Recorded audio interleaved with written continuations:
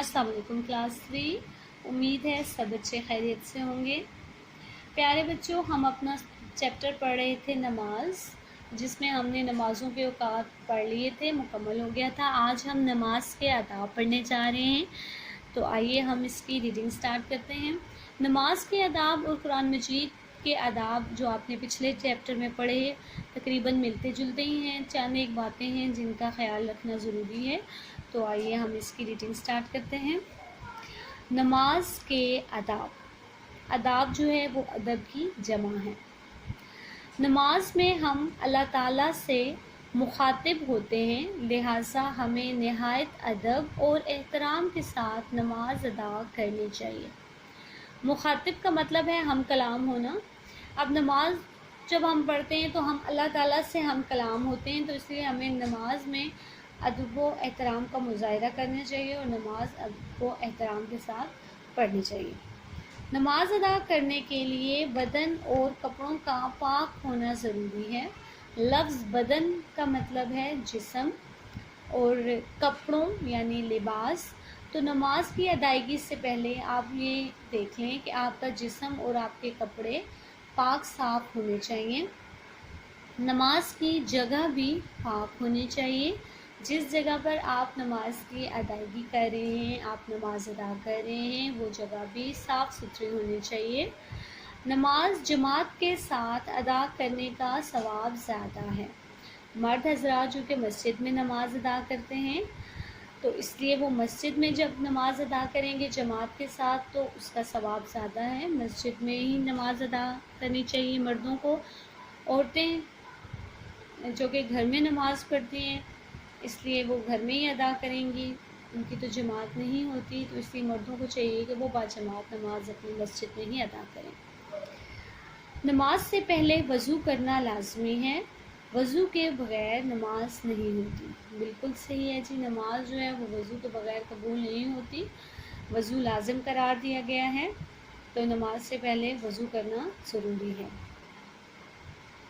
मस्जिद में नमाज शुरू करने से पहले अपने मोबाइल फ़ोन को बंद कर देना चाहिए। नमाज के दौरान मोबाइल फ़ोन की घंटी बजने से नमाज की तरफ पूरी तवज्जो नहीं रहती।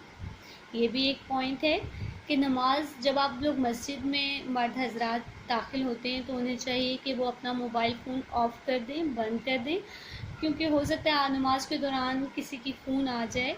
मोबाइल की जब घंटी बजेगी तो जो दूसरा नमाजी है वो भी डिस्टर्ब हो जाएगा, उसका भी ध्यान नमाज की तरफ पूरी तरह नहीं रहेगा।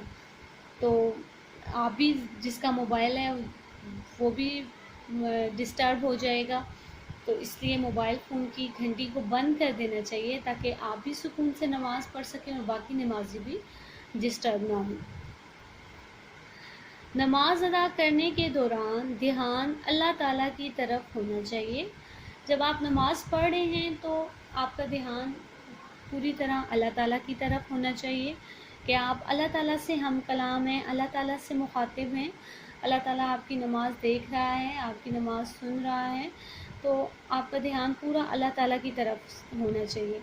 लेकिन ऐसा होता है कि नमाज के दौरान ध्यान कहीं ना कहीं चला जाता है, वो ख्याल आने लग जाते हैं जो बंदा सोचता भी नहीं है, लेकिन उसके बावजूद आप ज़बरदस्ती अपना ध्यान जो है वो अल्लाह ताला की तरफ करें ताकि हमारी नमाज जो है वो पूरी खुशूज़ू के साथ जो है वो पढ़ी जा सके। नमाज में इधर उधर देखना, बदन खिंचाना, हंसना या इशारे वगैरह करना दुरुस्त नहीं। नमाज में हम इधर उधर नहीं देख सकते, हंसना मना है, इशारे नहीं कर सकते। तो जब ये हम चीज़ें नमाज में करेंगे तो इसका मतलब है कि हमारी नमाज कबूल नहीं हो रही। हमें इन चीज़ों से बचना चाहिए। नमाज अदा करने में गैर ज़रूरी जल्दबाजी भी आदाब नमाज के ख़िलाफ़ है कि नमाज हमें बहुत जल्दी जल्दी नहीं पढ़नी चाहिए। ठहर ठहर कर और सुकून से आप नमाज अदा करें। जो नमाज के तमाम अरकान हैं, रुकन हैं, वो ताकि पूरी तरह से अदा हो सकें। और नमाज को आपने बिल्कुल जल्दी जल्दी से नहीं पढ़ना कि बस नमाज बस पढ़नी है और इसको ख़त्म करना है, ऐसे नहीं।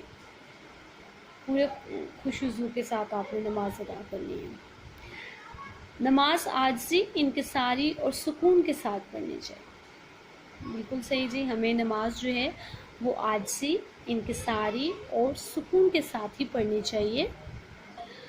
تو کلاس 3 آپ نے یہ تمام نماز کے آداب کی ریڈنگ کرنی ہے، اس کو اچھے سے پڑھنا ہے اور نماز پڑھتے ہوئے ان تمام آداب پر عمل بھی کرنا ہے۔ کل ہم انشاءاللہ قبلے کا تعارف اور اس کی اہمیت ٹاپک پڑھیں گے۔ آج سب بچوں نے نماز کے آداب کی ریڈنگ کرنی ہے۔